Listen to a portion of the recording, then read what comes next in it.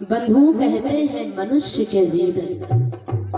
भोले बाबा माँ भगवती को कैलाश पहाड़ पर बरबट वृक्ष के नीचे कथा श्रवण करा रहे हैं देवी, वर्णन कर रहे हैं देवी। मानव को यदि ऐसे चार सुख मिल जाए तो फिर मानो जीवन में उसकी किसी चीज की कमी ही नहीं रह गई। प्रथम सुख है सुंदर काया। बंधुओं, प्रथम सुख है जीवन का कौन सा? सुंदर काया। अभी ना समझ लो कि भगवान गोरे गोरे बना दे सब सुख है, भगवान काले काले बना दे सब सुख ही सुख है, ऐसा कुछ नहीं। सुंदर काया, सुंदर काया वो है भक्तों जिसमें कोई रोग ना हो, वो काया सुंदर होती है। भगवान आपको बना दे खूबसूरत और ढेर सारी बीमारियां आपको दे दे, क्या कोई सुंदरता है उसमें? वो तो आपको ही भार लगेगी, फिर दूसरे को छोड़ दो। और द्वितीय सुख है घर में माया। भगवान इतना जरूर दे सबको कि प्रभु इतना दीजिए जामे कुटुंब समान, और मैं भी भूखा ना रहूं, साधु न भूखा जा। भगवान यदि इतना दे दे भैया, और इतना ही मांगना चाहिए, और भगवान इतना सबको दे कि जो परिवार है वो अच्छे से चल सके। और जब द्वार पर कोई आ जाए और कभी कभी मौका लग जाए कि हम दो चार संतों को भोजन करवा दें, अपने द्वारा कुछ दान दक्षिणा भगवान के चरणों में चढ़ा दे, इतना परमात्मा जरूर सबको दे। ये दूसरा सुख है मनुष्य का। और तृतीय सुख है सुशील नारी। सुंदर नारी घर में है तब तो भैया समझो ये जीवन का तीसरा सुख है, सुशील नारी। अब सुशील सुंदर थोड़ी ना, हम तो बार बार बताते हैं कि पूजा चरित्र की है, चित्र की पूजा नहीं होती है। चरित्रवान नारी होनी चाहिए, क्योंकि घर की विजय भैया आपकी घरवाली से ही होती है। आप चाहे जितना अच्छा समाज में बैठक बना लें, चाहे जितने आप अच्छे चरित्रवान बन जाएं, लेकिन यदि घर की नारी सुशील नहीं है तो पल भर में आपका चरित्र बिगड़ जाएगा, पल भर में आपका सम्मान खो जाएगा। इसलिए मनुष्य का तृतीय सुख है सुशील नारी। घर की नारी चरित्रवान होनी चाहिए कि द्वार पर कोई आए तो सम्मान कर सके, आदर भाव कर सके, क्योंकि समाज में भैया सम्मान तुम्हारा नारी के द्वारा ही है। बाहर बड़ी बड़ी और घर का कोई आ जाए दादा आधा गिलास पानी और न पावे गिलास भर की तो बात छोड़, फिर महल पर हुई सामना। हाँ कि बड़ी बड़ी कहा कहते हो, घर का कह सब पता है, तुम कत्यम हो। हाँ तुरंत औकात तुम्हारी तौल जाएगी 2 मिनट के सत्संग से। क्योंकि गोस्वामी जी को लोग कहते हैं ना कि तुलसी जी की क्या कथा करते हो, तुलसी तुलसी सब कहें तुलसी बन की घास, वो जब कृपा भई रघुवीर की तब हो गए तुलसीदास। अरे नारी के कहने पर तो ही तुलसीदास जी तुलसीदास हुए, नहीं तो ऐसे लोग तुलसिया तुलसिया कहते थे। तो हमारी माता भी यदि चाह जाए तो भैया आपको इतना समाज में सम्मान वाले बना सकते हैं, तो कहने की बात नहीं है। जैसे मैया रत्नावली ने देखिए गोस्वामी जी को इतना बड़ा बना दिया कि आज श्री रामचरितमानस की रचना कर दी, और जिनकी लिखी हुई गाथा को हम सभी पढ़ते और जीवन में उतारते पत्नी के कहने पर। तो यदि ऐसी सुशील नारी हो घर में तो मानो सब जीवन में सुख ही सुख है। और चौथा सुख है सुत आज्ञा। भैया सब कुछ तो आपका बना है, सब ठीक है, लेकिन यदि आपके जो संतान है आपने संस्कार नहीं किया, लेकिन गलती तो माता पिता की होती है, बच्चों की गलती नहीं है। क्योंकि गलती होती है माता पिता की, तब वो बच्चे बिगड़ते हैं, तब तुम्हारा वो संस्कार खोते हैं, क्योंकि तुमने बचपन में उन्हें कुछ बताया नहीं। और जब घर में बच्चा हो छोटा, तो क्योंकि इनका नाम क्या है, बच्चे, ये सब काहे से हैं बच्चे, इनका मेमोरी कार्ड बिल्कुल खाली होता बचपन में, कुछ सेव नहीं। और जब 70-80 साल में हो ही जाए तो सोचो उनका हम कोई कथा बताएंगे, कुछ सुनाएंगे, तो क्या सुनाओगे जब उनकी मेमोरी कोई खाली ही नहीं, तो क्या भर लेंगे तुम्हारी बातों को। तो बचपन में भक्तों, बच्चों को जितना देख करके संस्कार आता है उतना बताने से नहीं आता है। तो यदि बच्चों को संस्कारवान बनाना है, अपने बच्चों के द्वारा समाज में सम्मान पाना है, तो पहले तुम सुधर जाओ। हाँ, बिल्कुल सीधी बात, पहले तुम सुधर जाओ, फिर वो अपने आप सुधर जाएंगे। क्योंकि बच्चे देख करके काम करते हैं, बताने से नहीं करते हैं। जो व्यवहार माता पिता करते वही तो बच्चे करते हैं। तो सबसे प्रथम गुरु कौन होती है, माता होती है। तो सबसे पहले तो माता को सुधर जाना चाहिए। अगर ये सही, तब तो बच्चा बच्चियां सब सही होंगी। और द्वितीय, जब पिताजी सही हैं तो फिर आपका बच्चा संस्कार से बिगड़ नहीं सकता है। संगत पर ध्यान दें आप कि हमारे बच्चे की संगति कैसी है, तब तो आप अपने बच्चे की जीवन की नींव मजबूत कर सकते हैं। अन्यथा यदि बचपना बिगड़ गया, कहने का अर्थ है भैया कि यदि आपके महल के निर्माण की नींव ही बिगड़ गई है, तो मंजिलों की क्या भरोसा कर रहे हो कि इस पर हम मंजिल बनाएंगे, पलट जाएगा मकान। तो ठीक वही होता है, जब बच्चा संस्कारवान नहीं बनाए तो आप तो बुढ़ापे की ओर जा रहे हैं और आपका बच्चा जवानी की ओर जा रहा है। जितना आप बनाए ना, आपके आगे पलट जाएगा। हमने देखा है कई ऐसे बच्चे हैं जो माता पिता की सारी संपत्ति जायदाद को मिटा दिया माता पिता के आगे ही, क्योंकि उन बच्चों में संस्कार नहीं है। और यदि संस्कार तुमने दे रखा है बचपन में और बच्चों के लिए तुमने संपत्ति नहीं एकत्रित की, तुम्हारे ही जीवन में सब संपत्ति ही संपत्ति एकत्रित कर देंगे। तो बच्चों को संस्कारवान बनाइए, कुछ कथाएं बच्चों को सुनाइए। क्योंकि पहले के समय जो बच्चे संस्कारवान होते थे और आज भी संस्कारवान, ऐसा नहीं, पृथ्वी वीरों से खाली नहीं है। आज भी बच्चे संस्कारवान हैं, लेकिन जिनके चरित्र बिगड़ते हैं तो माता पिता के ध्यान ना देने के कारण बिगड़ते हैं। तो बच्चों को कथाएं सुनाइए, लेकिन आज के समय में मम्मी पापा सीरियल से टाइम नहीं है। हाँ? एक से एक तो नाटक सीरियल आए रहे नाटक सीरियल आए चल रहे हैं, तो कहां से सुधरेंगे। पहले तुम सुधरो, फिर वो बच्चे अपने आप सुधर जाएंगे। बोलिए आनंद चंद भगवान की।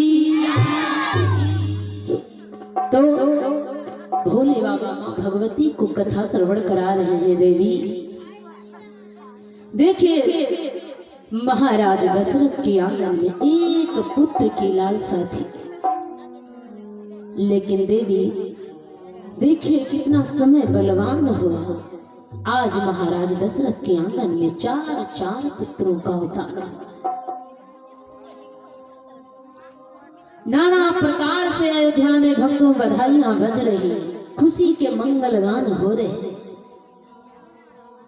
नाना प्रकार से महाराज दशरथ दान लुटा रहे।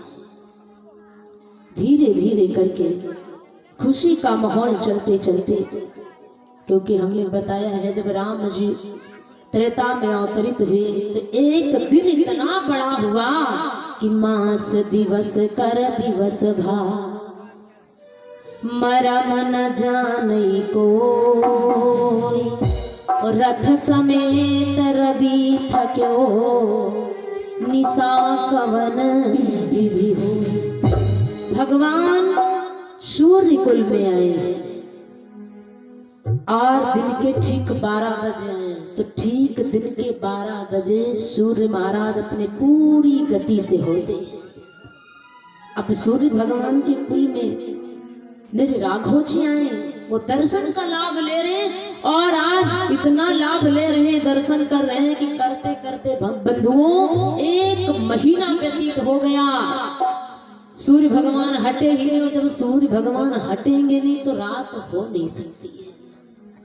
जब सूर्य देवता हटेंगे नहीं तो रात कैसे होगी। 1 महीने तक समस्त देवताओं ने नाना प्रकार से आनंद लिया, लेकिन ये मर्म कोई नहीं जान पाया। भोले बाबा कहते हैं देवी कि यह शुभ चरित्र जान पाए सोई,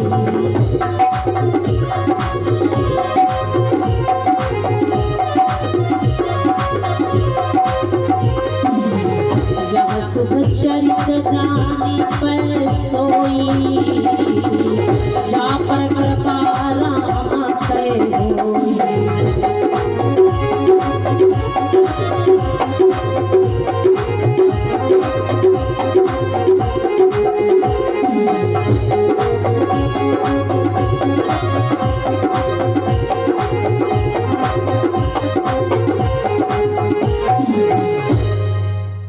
भोले बाबा कहते हैं देवी लेकिन ये मर्म और ये चरित्र कोई नहीं जान पाया, ये वही जान पाया जिस पर भगवान की कृपा है और दूसरा कोई नहीं जान सकता है।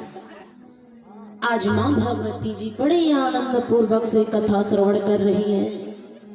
देवी धीरे धीरे करके समय व्यतीत हो रहा है। महाराज दशरथ जी वशिष्ठ जी महाराज को बुलाते हैं, बुलवा करके अपने चारों बच्चों का नामकरण करवाते हैं। वशिष्ठ जी महाराज प्रथम आए तो दर्शन का लाभ लिया, और दर्शन का लाभ लेने के तदुपरांत दशरथ जी महाराज कहने लगे, गुरुदेव आप मेरे चारों राजकुमारों का कुछ नाम अंकित कर दे जिनके द्वारा मैं अपने बच्चों को पुकारा करूंगा। वशिष्ठ जी महाराज बड़े प्रसन्न। प्रथम जो कौशल्या की गोदी में लाल है, वशिष्ठ जी महाराज देखते हैं, और जब देखा साक्षात ब्रह्म को, वशिष्ठ जी विचार करते हैं कि मैं इनका कौन सा नाम रखूं। अरे ये तो अनंत नाम वाले हैं, लेकिन राजन तुमने मुझे बुलाया, मैं अवश्य बताऊंगा। कहते हैं वशिष्ठ जी महाराज किन्हीं के नाम अनेक अनूपा, किन्हीं के नाम अनेक अनूपा, मैंने पुकार समति अनूपा।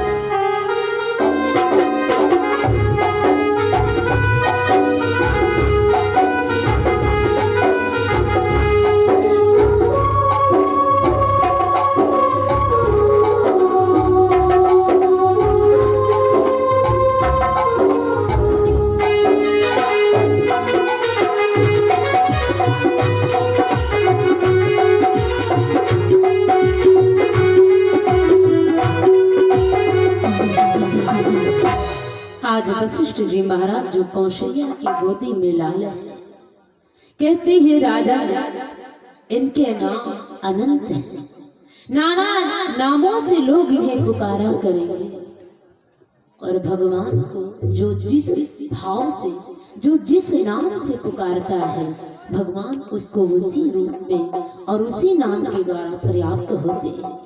महाराज फिर भी मैं तुम्हारे इस पुत्र का नाम रखता हूं महाराज, जो सुख धाम, जो ये तुम्हारी कौशल्या की गोदी में लाल है ना, ये सुख का धाम है, आनंद का सागर है, जो सुख धाम राम असनामा और अखिल लोकदायक विश्राम। जो भी इसका नाम लेगा आनंद आएगा, सुख मिलेगा और हृदय को शांति विश्राम प्राप्त होगा। महाराज बड़े प्रसन्न हुए। बड़ा सुंदर नाम है राम का, 2.5 अक्षरों में भगवान का नाम है। और हम सभी भी इस इन्हीं 2.5 अक्षरों में समस्त ये जो शरीर है हमारा, ये भी राममय है। जो चौपाई लिखा है गोस्वामी जी ने, किसिए राममय सब जग जानी, ओ करहु प्रणाम जोरी जुग पान। ये समस्त संसार राममय है। राम का नाम इसीलिए राम है कौशल्या के लाल का, क्योंकि समस्त संसार उन्हीं से है।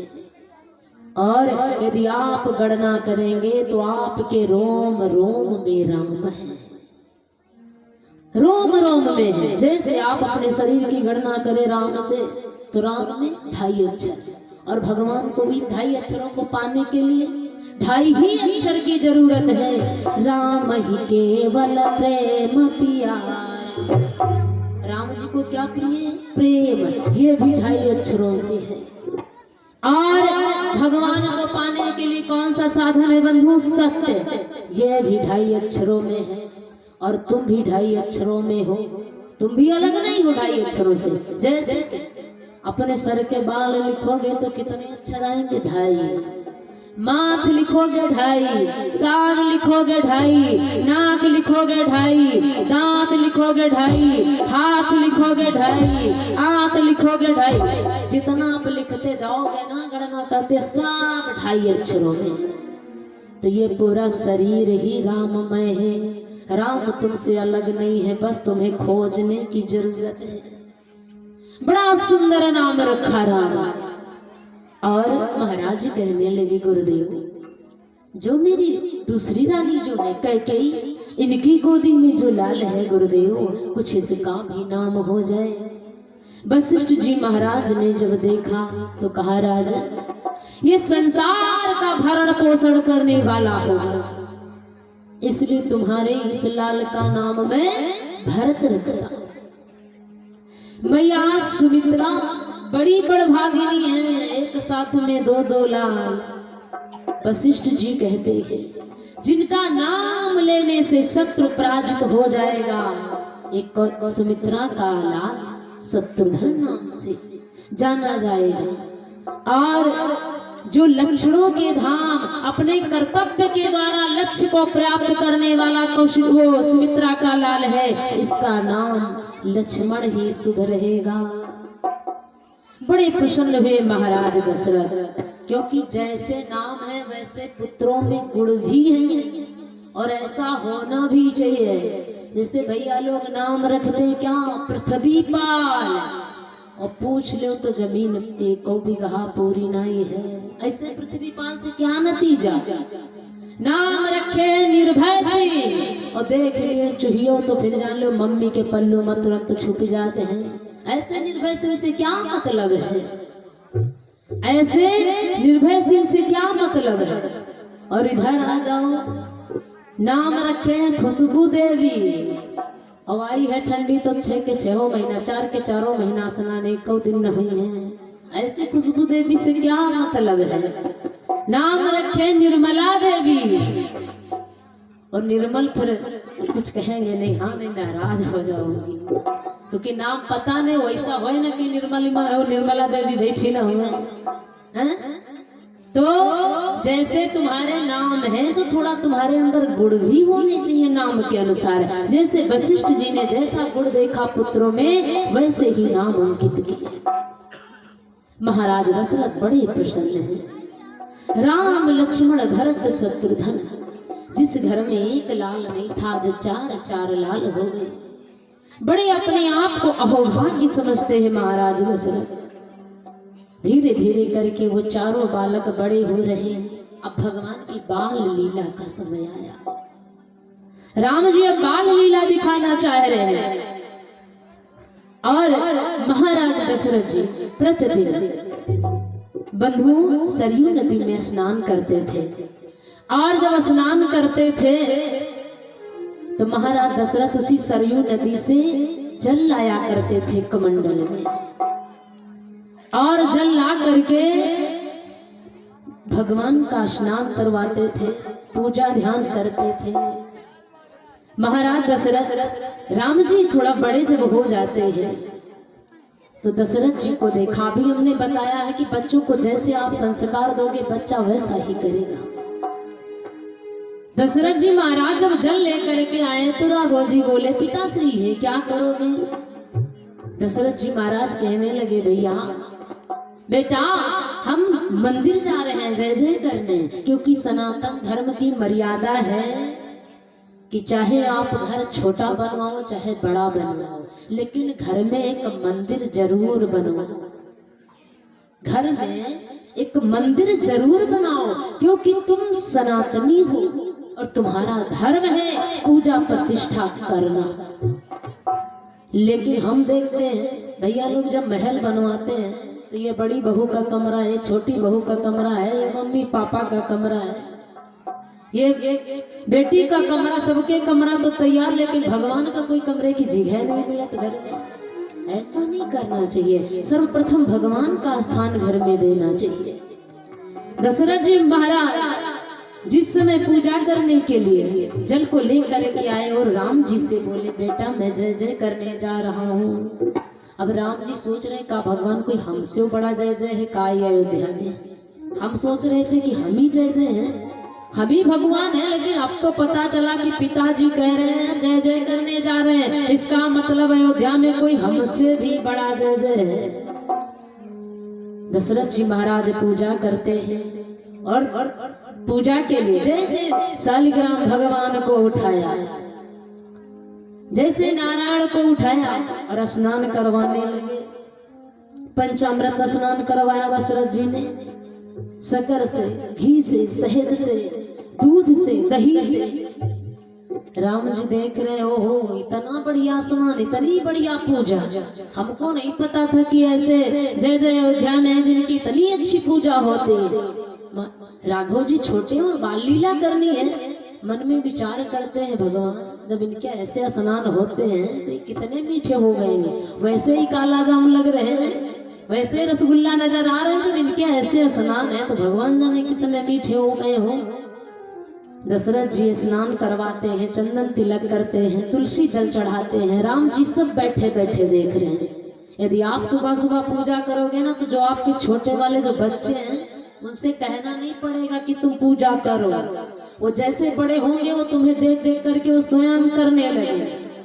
तो राम जी जैसे दशरथ जी महाराज पूजा करके माला का जाप करते हैं, हमारे राघव जी उठाए शालिग्राम को, मन में विचार किया जय जय तो बहुत ही मीठे हुए हैं, इनका उठाओ देर का है लगाओ, इनका चेक करो। राम जी उठाए शालिग्राम को, ये मुख में रख। अब जब मुख में रख लिया तो ये न कड़वे लग रहे, न मीठे लग रहे, न नमकीन लग रहे और न दांतन से फूट रहे। राम जी बड़े परेशान, ये कैसे जय जय है? अरे पिताजी इनको इतना स्नान करवा रहे थे, हम सोच रहे थे बड़े मीठे होंगे, लेकिन इनमें तो कोई स्वाद ही नहीं है। तब तक दशरथ जी जब सुना, जब शालिग्राम को मुख में रख लिया राघव ने, तो दशरथ जी दांतों से कटकटाहट की आवाज को सुनी। तो दशरथ जी देखने लगे, अरे राम तू ये क्या कर रहा है? और सामने देखा तो शालिग्राम नहीं है। फिर राम जी के मुख से शालिग्राम को निकाला। शालिग्राम बोल पड़े, अरे प्रभु अब तक तुम्हारे पिता ने जीवन में बहुत सेवा की, बहुत पूजा प्रतिष्ठा की, लेकिन जो सुख आज तुम्हारी लार में मिला वो कभी तुम्हारे पिता के स्नान में नहीं। ये भगवान ने प्रथम लीला दिखाई है। और मैया फिर मैया को लीला दिखाई मेरे राघव ने, क्योंकि ये बाल लीला भगवान की है। एक बार मैया कौशल्या ने राघव का स्नान करवाया। गोस्वामी जी लिखते हैं कि एक बार जननी अनवाए, एक बार जननी अनवाए, करी शिकार पर ना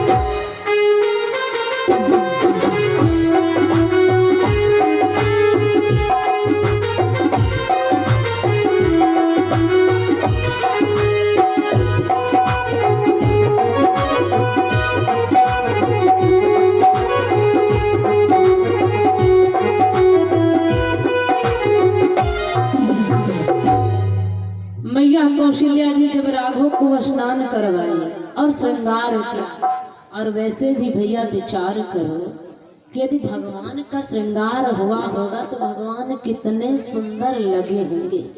एक बार मन में अनुभव करो कि भगवान कितने सुंदर हैं।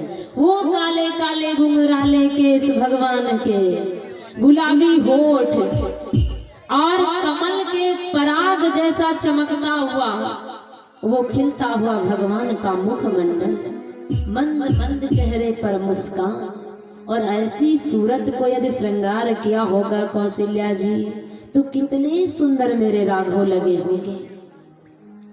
मैया ने श्रृंगार किया, फिर पालने में राम जी को लिटा दिया। कौशल्या जी मन में विचार करती हैं कि अब राम जी लेटे हैं तो मैं कुछ अपने इष्ट देव को मना लूं, अपने कुल देवता की पूजा कर लूं।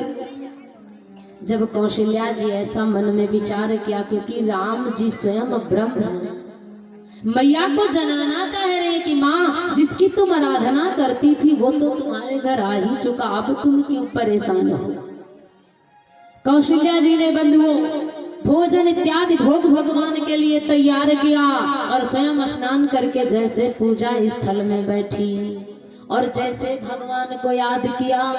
भगवान पालने में लेटे थे, मेरे राघव ठुमुक ठुमुक पदों से चलते हुए जैसे मैया ने पुकारा, और मैया आंखों को बंद किए हुए बैठी है। एक लाल पालने में लेटा है, एक लाल कौशल्या जी की पूजा कक्ष में भोग लगा रहा है। कौशल्या ने जैसे कहा भगवान कि आओ आओ मेरे भगवान, लगाओ भोग भोजन का, आओ आओ मेरे भगवान, लगाओ भोग भोजन का, आओ आओ मेरे भगवान, लगाओ भोग भोजन का, आओ आओ मेरे भगवान, लगाओ भोग भोजन का, लगाओ भोग भोजन का, लगाओ भोग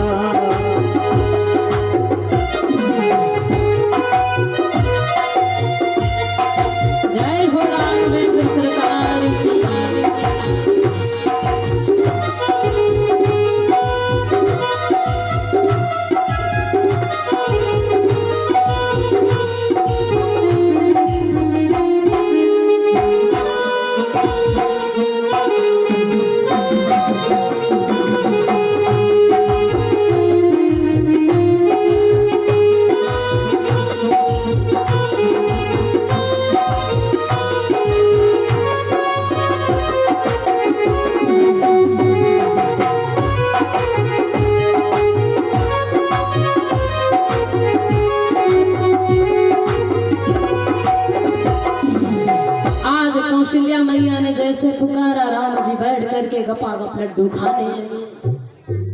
कौशल्या जी ने जब आंखें खोला तो आज तक कौशल्या जी भोग लगाती थी तो रखा रह जाता था, और आज बैठे भगवान साक्षात भोग लगा रहे। अब कौशल्या जी तो बड़ी शंका में पड़ गई, अरे मुझको तो लग रहा है ये तो मेरा राम ही है। कौशल्या जी दौड़ी दौड़ी गई पालने में देखने, और जब पालने में देखा तो गोस्वामी जी लिखते हैं कि इहा उहा दुई पालक देखा, और मति भ्रम मोर किया।